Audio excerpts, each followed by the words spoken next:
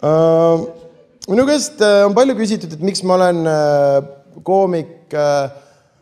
See on hästi lihtne, ma väga noorena nägin kedagi seda tegemas ja mõtlesin, et ma tahan ka, aga mul võttis üle 10 aasta aega selle nagu julgus, ma olin alles 22, kui ma hakkasin stand-up'i tegema, sest ma lihtsalt nagu ei julgenud või kuidagi ei tea ja ma olen tagantjärgi aru saanud, et see lugu, mis andis mulle nagu julgus hakata stand-up'i tegema, nagu tegelikult üldse väga veidra seosega. Nimelt me käisime sõpradega kunagi Norras suusareisil ja reis oli nagu suusareis ikka, et mäest üles alla, mis ikka. Ja põnevaks läks siis reisi nii-öelda viimasel päeval, et järgmine hommik hakkame tagasi sõitma ja mõtlesime, et paneme korra oma auto käima, vaata, et testime, et kas kõik on norm ja laseme teda soojendada. Ja kuna see oli mingi 30 kraadi külmunud ja läksime oma autosse, keerame võtit ja starter häält teeb, aga käima ei lähe, et selgelt auto on külmunud ja mõtlesime, et me ei hakka ise näppima, vaata, et kutsume autoabi, on ju. Ja läks mingi pool tundi, sõitis kohalik Norra autoabi kohale, mingi räme suure džiibiga, tuli siuke hiiglaslik habemega tüüp, tal oli Viking selja peale kirjutatud, ma eeldan, et see oli ta eesnimi, ja tuli sinna, küsis ära, et mis olukord on, seletasime selle ära, et ahah, selge, ja siis ta istus autosse ja hakkas võtit kruttima. Ja mul oli nagu see, et kuradi hea, et eksperdi kutsusin, nagu ise ma ei oleks selle peale tulnud, vaata. Ja tüüp lappas võtit mingi normaalne 30 sekki, kuni kapoti ajal käis korralik plahvatus, suitsupilv, kõik asjad. Tüüp oli autost välja, et okay, guys, so turns out the car is not frozen. The starter is broken.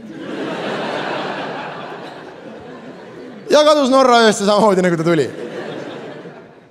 Ja ma ei tea, kas te teate, mis tunne on see, kui sa vaatad 100-tükkilise puslekarpi ja näed 1000 tükki seal. Ja okei, et nüüd me oleme siis võõras autos päris katkis, nagu võõras riigis katkis autoga, mitte enam külmunud autoga, mis me nagu teeme. Esimene mõte on, et esiteks auto abisse, aga perse tema lõhkus, vaata. Mul ei ole seda Vikingit sinna tagasi vaja, nagu pärast vend tõstab mind kredi telliste peale, et okay, guys, so now the rims are missing. Aga mõtlesime, et ei ole hullu, et meil on reisikindlustus, meil on autokindlustus, küll see laheneb. Helistasime reisikindlustusse, sealt saadeti kohe perse, öeldi, et miks te meile helistate nagu. Järgmisena helistasime autokindlustust, sealt saadeti ka perse, aga nad olid palju viisakamad ja professionaalsemad. Nad nimelt mainisid ära, et kui me tõesti otsustame perse minna, siis me peame ise maksma selle eest. Aga kui me saime oma auto korda, me sõitsime mingi rendiautoga 700 kilomeetrit kuskile Lillehammeri taha, sellest 500 mõtlesime, kuidas Viking lapsi ära uputada saaks. Ja saime oma auto korda ja sõitsime siis Stockholmi ja Stockholmis siis oli jäänud veel reisi viimane etapp Stockholmist laevaga Tallinnasse, nagu Eesti rahvas moekalt ütleb, Rootsi kruiis. Nagu kui hullult on meil vaja asju valede nimedega nimetada, kui see on kruiis nagu. Käisin glamuursel Rootsi kruiis, ei, seal ei ole mitte midagi glamuurset. See on lihtsalt ööklubi, kust naised ära ei saa, sest meri on ümber kõik nagu. Kas sa oled selle laevaga kunagi kaine peaga sõitnud või? Kui sa näed 1:30 ajal, kui tüdrukutel hakkab see hirm nagu silmas, siis okei, et poisid hakkavad nagu loomastuma, aga ma ei saa koju. Igal juhul, jah, oleme laeva peal, läksime kõik jooma, tulime ükshaaval kajutisse ja viimane tüüp tuli mingi 5:30 ajal, tuli koos mingi tütarlapsega ja ma nüüd vaatasin natuke üles ja ma tundsin selle tütarlapse kohe ära, sest ma olin seda tüdrukut paar tundi varem näinud, kui mu sõber talle lähenes. Ja siis see tüdruk ütles talle, et kao minema. Mul on kodus mees, Tiit. Tiit on maailma kõige parem mees. Kao minema. Möödunud oli paar tundi, ta oli meie kajutis.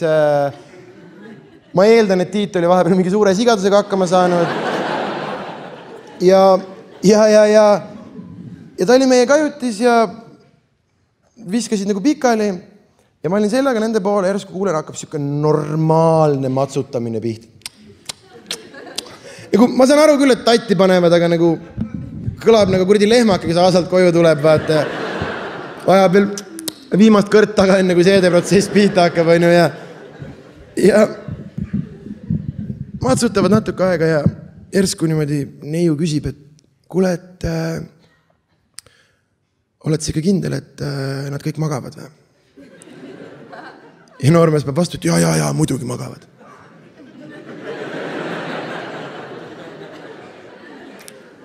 Ei.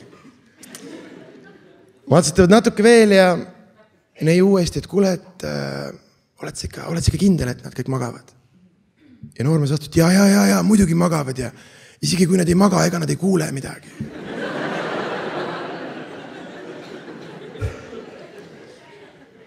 Mul oli nagu normaalselt verd varras ja oma pidu juba käimas, mis nagu...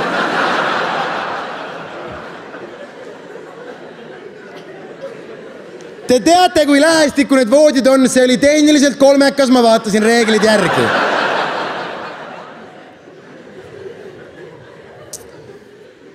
Ja igal juhul matsutavad natuke veel ja järsku, kuigi ma olin seljaga, see on nii ilmselge minu jaoks, mis toimus. Kujutage ette, et see on tütarlapse keha, see on noormehe käsi, see on neiu käsi ja noormehe käsi niimoodi läks mööda seda keha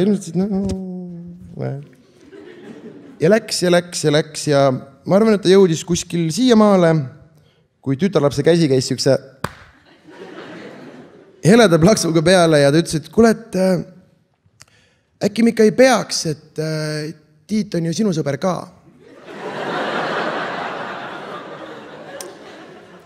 Ja selle peale ütles mu sõber, et täiesti rahuliku häälega ütles, et nojah, aga mulle pole see vend kunagi eriti meeldinud.